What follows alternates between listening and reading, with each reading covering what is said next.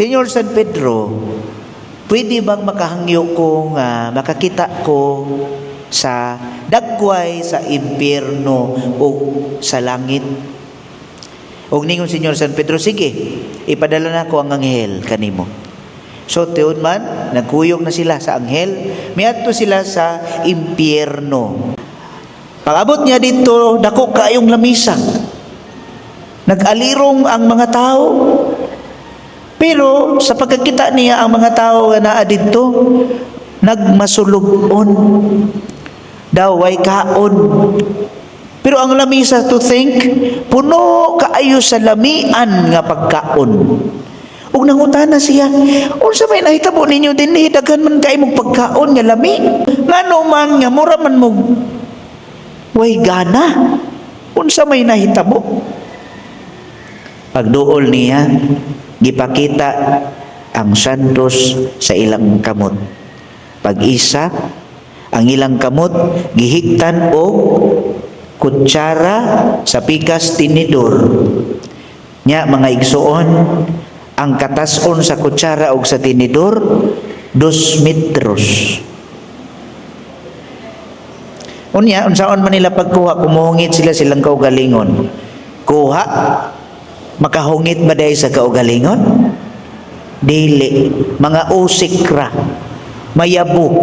So, mo na perti na nilang luuya kay gutom na kayo sila.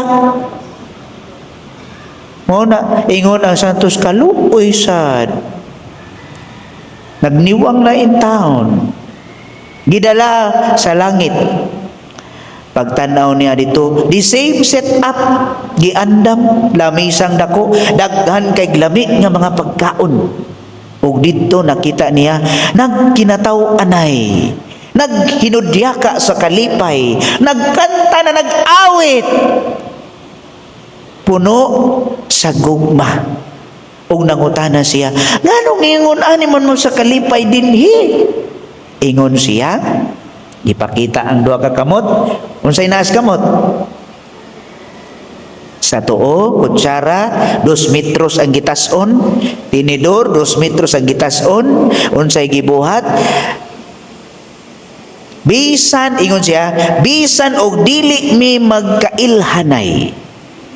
Bisan og wa ko kailan niya ang among buhaton, magkuha mi og pagkaon pinaagi sa kutsara tinidor, ipansak sa iyang bakba. Hala kaon nga puli-puli tag nga. So, unsay nahitabo? Malipayon ang tanan. Kay puno man sa paghinatagay. Gugma, pasaylo. Kung naa di ay taan mga igsuon, malipayon ang atong kalat. Pili lang ta.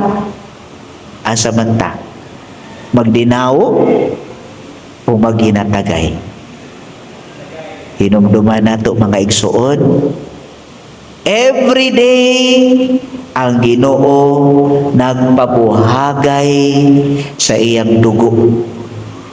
Dili kay singot lang, dugo gyud alang natong tanan nga mga way puangod, nga mga makasasalang dagko. Nya kita karon ng mga makasasalang dagko, dili ka maumuhatag kay gusto nimo ako lang. Pikat nimo. Ultimong mo simba, late na, matupa. Mangaon pag sulod simbahan, kami kay dukdukon. Taas na kay kong wali, sorry. Hinaot unta, mga igsuon. Nining panahon, nining latare Sunday. Nganong nagpink man me? Ganahan magod mig pink. Dili oy. Kasi nga mo kasabot ani ha. Latare Sunday from violet ni pink na siya karon kay mauman gidawat man sa atong Ginoo ang hagit nga giingnan siyang samahan ipadala kanako sa kalibutan aron pagluwas. Nasayod ang Ginoo nga itugyan siya sa kamatayon. Bisan og sakit, bisan og lisod kay siya mamatay tungod dili sa iyang sala kun dili atong sala, pero gidawat niya kini tungod sa iyang dakong gugma natong tanan. So mupadulong na siya sa Jerusalem, mauna nga doon na tay gamayng kalipay kay gidawat kini sa Dios. Alang natong tanan. Dili nato abusahan ang gugma sa Dios, mga igsuon. Kinahanglan doon na kitay participation sa iyang dakong gugma nato. Sa giingon pa, Cebuano nga pinulungan, lihok tawo kay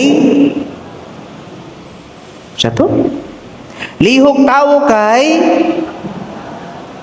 naay bag-o ana. Dili lihok tawo kay kabangan di ka, lihok tawo kay dugay na kang ditabangan.